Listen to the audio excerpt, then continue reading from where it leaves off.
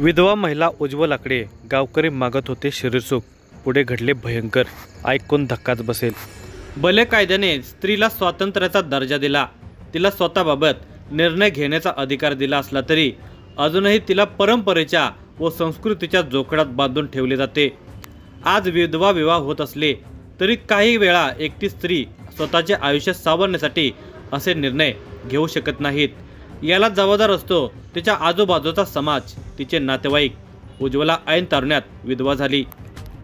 ती किराणा दुकान चालवून आपल्या आणि मुलीचे पोट भरत असली तरी तिला आधाराची गरज होती. तो आधार तिला ज्ञानेश्वरच्या रूपात भेटला होता. तोही तिच्याशी लग्न करण्यास तयार होता. पण गावातील काही समाजकंटक लोकांनी या प्रेम संबंधास विरोध केला. त्यांनी विवाह करू नये म्हणून त्यांची बदनामी करण्यास सुरुवात केली. इतकेच नव्हे तर त्यांनी विवाह करण्यापेक्षा आत्महत्या करावी असेही सुचवले. यामध्ये उज्ज्वलाला अधिक त्रास झाला. तिच्याकडे या समाजकंटकांनी शरीर सुखाची मागणी करत आपली विकृती दाखवली. संस्कृतीच्या नावाखाली विकृत वागणाऱ्या या लोकांच्या छळाला कंटाळून या जोडप्याने जे कृत्य केले ते तुम्ही ऐकून तुमच्या पायाखालची जमीन सरकेल. सदरील घटना सविस्तर पाहण्या अगोदर तुम्ही जर या चॅनलवर नवीन असाल तर प्लीज आपल्या मराठी चॅनलला नक्की सबस्क्राईब करा. नाशिक जिल्ह्यातील येवला तालुक्यातील भाटगाव गावामध्ये गोविंद नवनाथ मिटके हा 27 वर्षाचा तरुण आपली पत्नी, एक मुलगा, भाऊ आणि वडील नवनाथ कारभारी मिटके यांच्या समवेत एकत्रित कुटुंबामध्ये राहतो. तो शेतीचा व्यवसाय करून आपल्या कुटुंबाचा उदरनिर्वाह करतो. गोविंद यास कल्याणी व उज्ज्वला अशा 2 बहिणी असून त्यांचे विवाह झाले आहेत. त्यापैकी उज्ज्वला हिचा विवाह सन 2008 मध्ये रामकृष्ण रघुनाथ खता, राहणार वंजारवाडी, तालुका नांदगाव यांच्याशी झाला होता. पण दुर्दैवाने सन 2013 मध्ये रामकृष्ण खता यांचा हृदयविकाराच्या झटक्याने मृत्यू झाला. दरम्यान उज्ज्वला हिला 2 मुले झाली होती.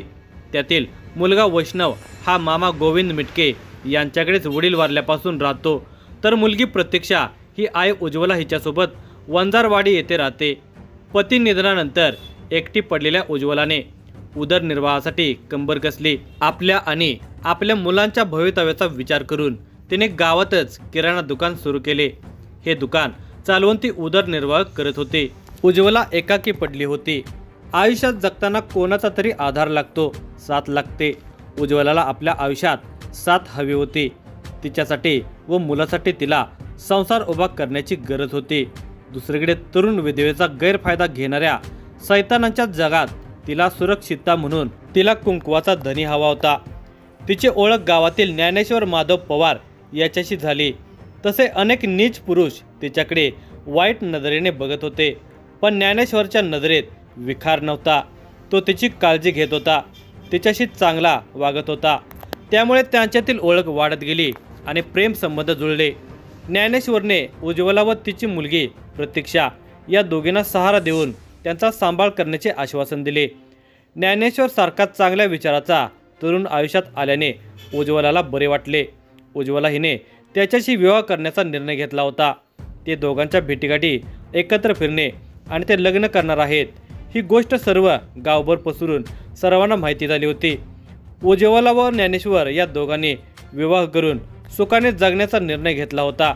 उज्ज्वला हिला पण सहाऱ्याची गरज असल्याने तिने ज्ञानेश्वरला जवळ केले होते. मात्र दोघांचे प्रेम संबंध गावातील काही लोकांना मान्य नव्हते. ते त्यांच्या प्रेम संबंधास व विवाहाला विरोध करून गावात दोघांची बदनामी करू लागले होते. त्या दोघांना भयंकर त्रास देऊ लागले होते. या लोकांच्याकडून होणाऱ्या प्रचंड विरोध व त्रासाला दोघेजण वैतागलेले होते. गावातील चक्क 16 जण उज्ज्वला व ज्ञानेश्वर यांच्या प्रेम संबंधाला आणि विवाहाला विरोध करत होते. त्यांना त्रास देऊन त्यांची बदनामी करत होते. गेल्या 15 ते 20 दिवसापासून तर त्यांनी कहरच केला. ते 16 जण उज्ज्वला आणि ज्ञानेश्वर यांच्या मागेच लागले होते की तुम्ही दोघे आत्महत्या करा, नाहीतर आम्ही तुम्हाला मारून टाकू, अशा धमक्याही ते सतत त्यांना देत होते. याशिवाय संपूर्ण गावामध्ये त्या दोघांची बदनामी करणे त्या नराधमांनी चालूच ठेवले होते. अरुण उर्फ राम्या, संदीप सावंत, प्रकाश सावंत, संजय मारुती सोनवणे व नवनाथ मारुती जाधव अशाने तर दोघांची बदनामी करण्याची व त्यांना त्रास देण्याची मोहीमच उघडली होती. ज्ञानेश्वर पवार याच्या मोबाईल फोनवर त्यांनी उज्ज्वलाला फोन करून धमकी दिली की तुम्ही दोघे मरून जा, येथे आमची इज्जत जात आहे, नाहीतर आम्ही तुम्हाला मारून टाकू. प्रकाश सावंत, संदीप सावंत, अरुण उर्फ राम्या असे तिघेजण रात्री 1 वाजण्याच्या सुमारास उज्ज्वला हिच्या घरी आले. तिला म्हणाले की त्याच्याशी शरीर संबंध ठेवण्यापेक्षा तू आमच्याशी संबंध ठेव. अतिशय नीचपणा दाखवत त्या नराधमांनी तिच्याकडे शरीर सुखाची मागणी केली. त्यामुळे उज्ज्वला खूप व्यथित झाली.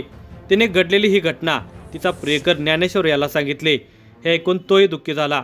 अखेर या टावाळखोरांच्या त्रासाला कंटाळून दोघांनीही आत्महत्या करण्याचा निर्णय घेतला. उज्ज्वला आणि ज्ञानेश्वर हे प्रेमी युगल आत्महत्या करण्यासाठी नसलापूरला आले. ज्ञानेश्वरने आपल्या मित्राला फोन करून होणाऱ्या सर्व त्रासाची माहिती दिली.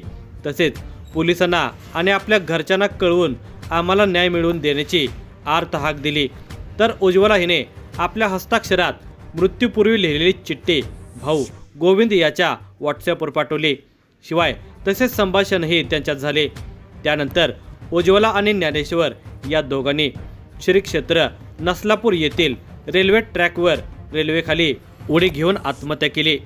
या घटनेची माहिती मिळताच अप्पर पोलीस अधीक्षक तेजवीर सिंग संधू, उपअधीक्षक बाजीराव महाजन, नांदगाव पोलीस ठाण्याचे पोलीस निरीक्षक प्रीतम चौधरी आदी जण पोलीस कुमक घेऊन घटनास्थळी दाखल झाले. रेल्वे ट्रॅकवर आणि बाजूला ज्ञानेश्वर या दोघांचे मृतदेह छिन्न विछिन्न अवस्थेत पडलेले होते.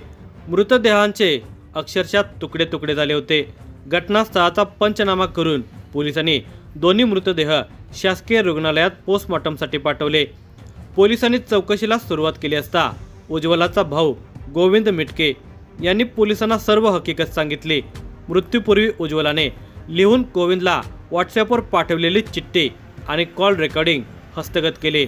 चिठ्ठीमध्ये ज्या 16 लोकांनी या प्रेमी युगलाला त्रास देऊन त्यांची बदनामी करून त्यांना आत्महत्या करण्यास प्रवृत्त केले त्यांची नावे होती: अरुण उर्फ मधुकर रामा गायकवाड, संदीप वाल्मिक सावंत, प्रकाश वाल्मिक सावंत, नवनाथ मारुती जाधव, संतोष माधव पवार, अनिल राधू दरवणे, संजय मारुती सोनवणे, रोहिदास मारुती सोनवणे, सोपान सूर्यभान गुंडगळ, नितीन सुभाष घाडगे राहणार मनमाड, सतीश उर्फ बाल्या दत्तू जाधव, बाळू सटवा गोसावी व छगन दादा साठे असे 16 जण होते. उज्ज्वलाचा भाऊ गोविंद नवनाथ मिटके राहणार भाटगाव तालुका येवला यांनी दिलेल्या फिर्यादीनुसार नांदगाव पोलीस ठाण्यामध्ये गुन्हा रजिस्टर नंबर 108/2025 नुसार BNS 108 351-2 351-3 प्रमाणे अरुण उर्फ मधुकर रामा गायकवाड, संदीप वाल्मिक सावंत, प्रकाश वाल्मिक सावंत, नवनाथ मारुती जाधव,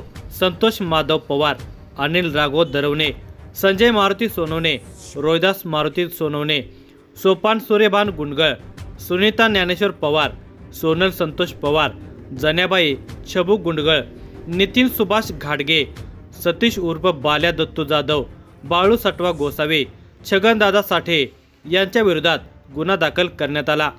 पोलीस उपनिरीक्षक संतोष बहकर यांच्याकडे या गुन्ह्याचा तपास देण्यात आला.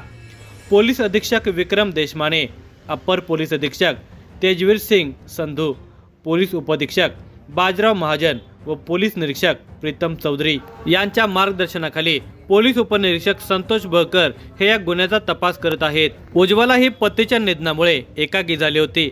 तिच्यापुढे आयुष्य बरेच पडले होते. तिला खरेतर सहाऱ्याची गरज होती. तो ज्ञानेश्वरच्या रूपाने मिळाला होता. दोघेजण विवाह करून सुखाने संसार करणार होते. मात्र गावातील एका टोळक्याने त्यांना सतत त्रास दिला, त्यांचा छळ केला, त्यांना मारून टाकण्याची धमकी देत त्यांची बदनामी केली. त्याला कंटाळून या प्रेमी युगलाने रेल्वेखाली झोकून देत आत्महत्या केल्याने सुख जीवन जगण्याचे स्वप्न भंग पावले आणि त्रास देणाऱ्या लोकांना पोलिसांनी गजाआड केले.